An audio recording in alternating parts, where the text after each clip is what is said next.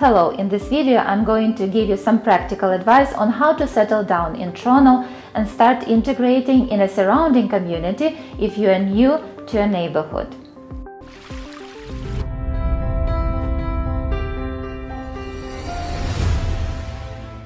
Hello, my name is Olena. I'm a real estate broker here in Toronto. My team and I help our clients to relocate to Toronto or simply to choose a great neighborhood in the city.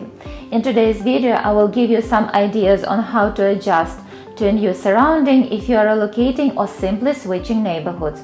I base my video on my personal experience and experience of my past clients who arrived to Toronto or moved to a new neighborhood. But before I begin, please subscribe to my YouTube channel and hit that bell button to be notified every time I post a new video about living in Toronto as well as its real estate. Please comment down below so I know what questions you have and what topic to cover in my next videos. Let's begin. Being through the moving process many times, I certainly understand that settling in a new neighborhood, city, or even country requires a lot of time and commitment. To make your settlement easier, you may also consider my recommendation on how to integrate to a new environment. Depends on how familiar my clients are with Toronto and especially with the neighborhood of their choice. I always start with preparing an informational package where I include a map, a notebook with emergency contacts, as well as the contacts of important local service providers and stores. Second step, I offer my clients a tour around their area to show them these places and to talk about other features and conveniences. My clients have a great chance to ask questions and to learn more. While tours are a great way to familiarize yourself with a new area, there are some other ways to start integrating in a new community. The first thing that I can recommend is local mobile apps. Do a little research ahead of time to figure out what mobile apps are popular and useful in your new location. For example, in Toronto, as in any metropolitan city, there are plenty of them and they cover lots of aspects. For example, TTC Watch for transportation, Green P for parking, Block Tow and Narcity for all the city news, events and the list of the best things in Toronto. Another great platform to mention is HOMESTARS.com, where you can find any professional to help you with renovations, fixing and maintaining your home. This platform offers hundreds of services to choose from, and also you can post your own inquiry so service providers can quote your work.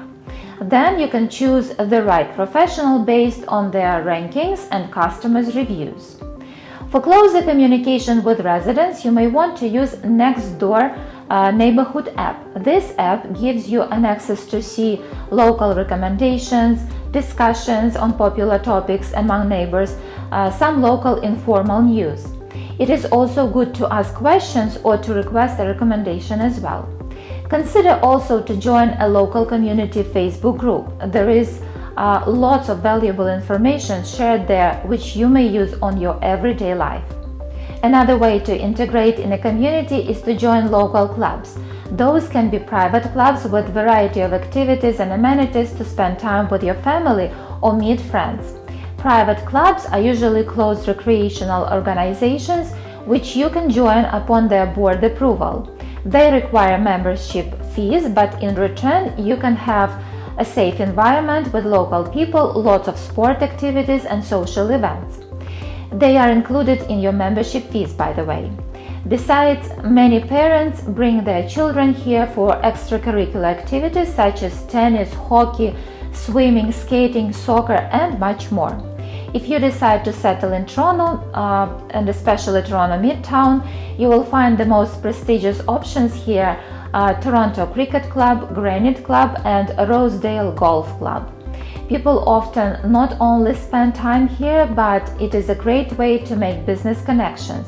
You can learn more about the private clubs in Toronto by checking the links below this video.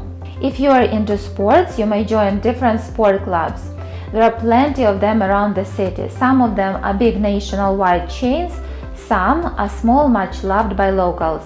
These places attract residents and they are a great way to connect. For those who have kids, I highly recommend joining and attending parent social gatherings. Besides their discussions around the school, they often get together for book clubs, dinners, and even shopping. Of course, you will be meeting many local people who would be happy to share with you lots of valuable information. In general, say yes to as many opportunities as possible, not limited to a certain neighborhood. Especially if you are relocating from another city, you may also consider joining events by your interest. I can recommend an app called MEETUP, where you can find many groups of many interests and hobbies. You can join one or several groups and connect with like-minded people. For example, the group that I am running is called Casual and Fine Dining Adventures, and it is for people interested to explore Toronto's restaurants of different kinds. We have almost 2,000 members, and you are more than welcome to join us for new experience in dining and making new friends. I dropped the link in the description below. People in Toronto are friendly, and you can take advantage even of the small things like going to a coffee shop on Saturdays or Sundays. If the weather is good, you will see a lot of neighbors walking their dogs and getting their coffee while socializing with each other. Everyone's adjustment period runs on a different timeline. While one person may be able to settle happily into a new city after just a few months, another may take a longer time adjusting to a new area. On average, from my experience, it takes a year to feel adjusted to a new location and the lifestyle after moving cities. It is very helpful if you have relatives or friends living in Toronto, so they can be your trusted source of information and the first company. However, my family as well as some of my clients moved to Toronto with having zero connections here, and this is totally fine too. You will just need to explore more and connect to more people on your own. And one more, a really important thing that can help you to settle down smoothly is to stay in touch with your realtor even after you rent or buy a property. Realtors have a big contact list of service providers on practically any need. They also know lots of people because of the nature of their profession. Realtors are also connected to their network where the right solution or inquiry can be satisfied practically immediately. So my point is, get a trusted realtor who can help you not only to find a nice place to live, but also to assist further beyond a real estate transaction. If you feel that my team and I can help you with the process of finding a new home and assisting you with your settling needs, please don't hesitate to contact us by calling, texting, emailing, or even commenting down below. And I would like to remind you now to subscribe to my YouTube channel and hit that bell button to be notified every time I post a new video about living in Toronto as well as its real estate. Please comment down below with your questions, and if you are thinking of moving to Toronto or simply relocate to a great neighborhood, I will be happy to help. Thank you for watching, and I will see you in my next videos.